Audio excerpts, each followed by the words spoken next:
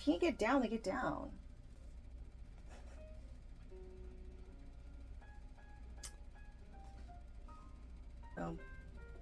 I used this, and I used this as like a primer thing before I put that on.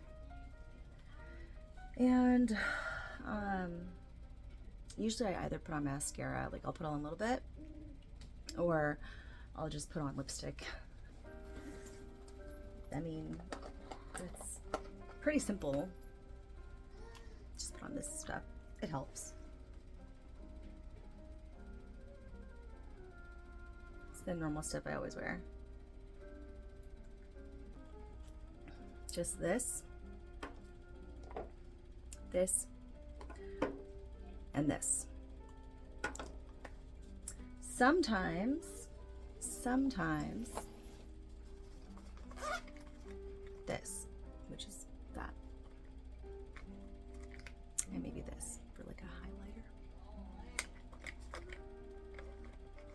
Sometimes I do my eyebrows too to fill them in with this, but other than that, that's all I use. It's pretty simple. Easy peasy. The destination today is Apache Trail. It's been closed for several years, and it is finally open. To get to the Apache Trail, you would take the US 60 going east, and then you would take exit 196 for Arizona 88. You would then take a left turn onto Idaho Road, follow the road all the way down, and then make a right turn north on Apache Trail. So now I'm going to give a little history lesson on the Apache Trail. First, it began its humble beginning as the wagon haul road for the transportation of men, equipment, and supplies from the town site of Mesa to the proposed construction site of the Tonto Dam. Construction of this 62-mile haul road began in August of 1903.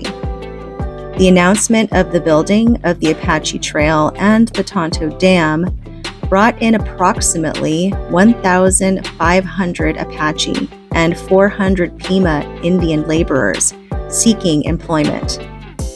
The Apaches brought their family members with them.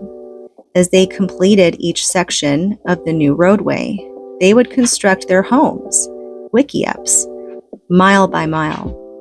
The building of the Apache Trail was finally completed in September 1905, and construction of the Tonto Dam ensued. Louis C. Hill was hired as the supervising engineer for the construction of the Tonto Dam. Initially, the main purpose of the dam was to control and regulate the water flow to the valley. As time progressed, Hill suggested the addition of hydroelectric generators to produce power and electricity. Although this inclusion increased construction costs by several $million, he stood behind his belief that the sale of power to Arizona would be the ideal source of income to repay the cost of building the dam. And Hill was correct. Not only was the payoff completed in record time, a transmission power line to Phoenix via Mesa began delivering power to about 6 customers in 1909. As you can see, before I continue further, we just passed the Canyon Lake. There's actually 3 lakes here. So there's Canyon Lake, then there's Apache Lake, and then there's Roosevelt Lake. Right here, there's a stop with some gift shops and a general store. It's pretty neat. It was fun. Some cute little knickknacks here and there. Oh yeah, there was like this, I don't know if you ever seen one of those, like, it's like a fortune teller in one of those machines. I forgot what, the Great Alcazar or something like that. I don't know, can't remember, but that was like a cowboy one. So it was pretty neat. Yeah, this was a nice little shop. Very, very neat. I don't know what it is, but I love those cute little camper things. You know, those little like popular happy camper, like those things, teardrop camper things. Those are so freaking cute. I want one so bad. That'd be so awesome just to like go anywhere you want. I mean, I would love it. I would love to have one of those mobile like tiny homes. That's like a dream of mine. This is a map of all the Native American tribes, and you can see what tribes stayed in what states, which was really neat. I loved it. It was super cool. And, ooh, yes, the cactus stuff. I love like just cactus, cute little cactus decorations. So, yeah, you know, Arizona is known for their cacti, the saguaro cactus, in fact. Cute little stretchy cactus. And more cactus. Little cactus birdhouse that I really liked. So that was neat. Lots of cute decorations there. Crystals. I love me some crystals. This was a general store. So this one was like, had some cool like foods and treats and stuff. There was gelato in there. Had alien candy, Bigfoot poop, and unicorns. Yeah, you know, one of those like random shops that you would visit. And then a whole shelf of hot sauce. What was really neat is all the dollar bills. Literally, like, dollar bills plastered everywhere. And it's from, like, all their customers, which I thought was super cool. Back on the road, as you can see. So I will continue my narration of how this all started. So, during the late 1800s, when farmers began settling in the town site of Phoenix, the farmers utilized the prehistoric Hohokam Canal system to transport water to their crops from the Salt River. They soon realized that the inconsistent rainfall and irregular water flow from the Salt River would not ensure adequate water would reach their crop from year to year. The discouraged farmers united and petitioned Congress for aid in constructing a dam on the Salt River to help regulate and guarantee a consistent flow of water so desperately needed to survive in the harsh and arid Arizona desert. In the early 1900s, Manifest Destiny prevailed, with the U.S. government encouraging settlement of the West. President Theodore Roosevelt signed the National Reclamation Act in 1902, which would provide federal loans for construction of massive dams in the western United States. And so that then became a big part in the Apache Trail building, and then going towards the Roosevelt Dam here. So both Roosevelt Dam and the Apache Trail played a monumental role in transforming a dry and hostile desert into the lush and prosperous land it is today, even though it still looks dry as hell. But just imagine it would be even drier without that. So that's saying something right there.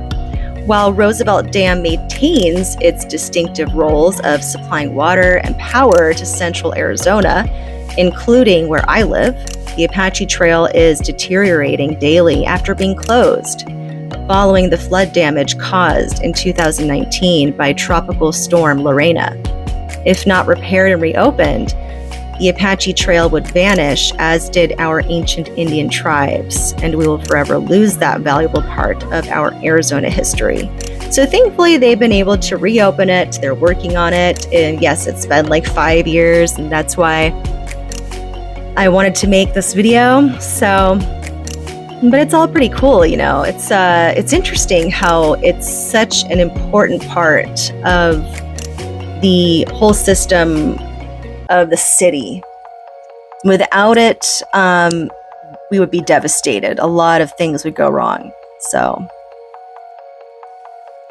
but yeah. Oh, and that's the Apache Lake that's behind me. Yeah. So first you would hit the Canyon Lake, and then Apache Lake would be next on the trail. It's beautiful. And there's a map that shows the Apache Lake. I just love the way of like mountains, like big mountains, and then beautiful, like massive water. Just looks so pretty. Nothing can describe like how majestic it looks.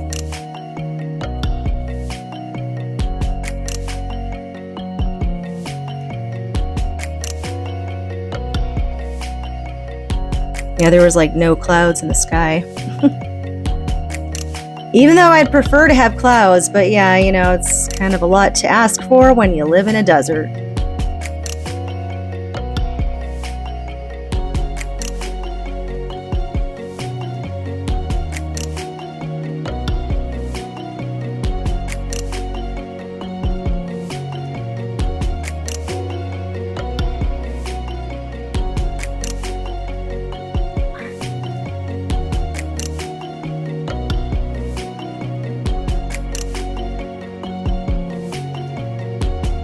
There's the Salt River.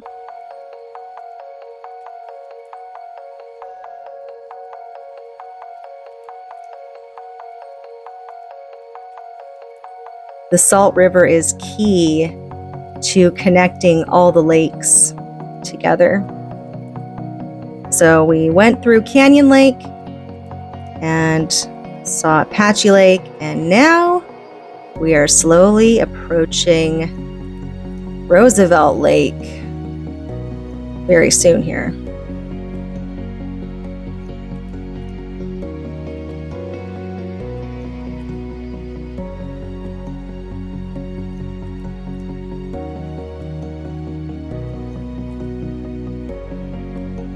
There's a lot of mining in this area as well, which I'm sure you guys have heard of before. The legend of the Lost Dutchman mine. I guess you could say there's a lot of superstition in the Superstition Mountains. That was terrible.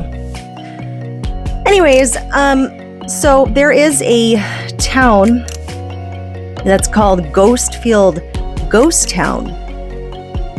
Goldfield Mining District, which was back in 1892. I'm just kind of, oh, never mind. All right, I was going to fill in the time, but here is the Roosevelt Dam. How cool is that? It's pretty neat, right? That is the Roosevelt Dam.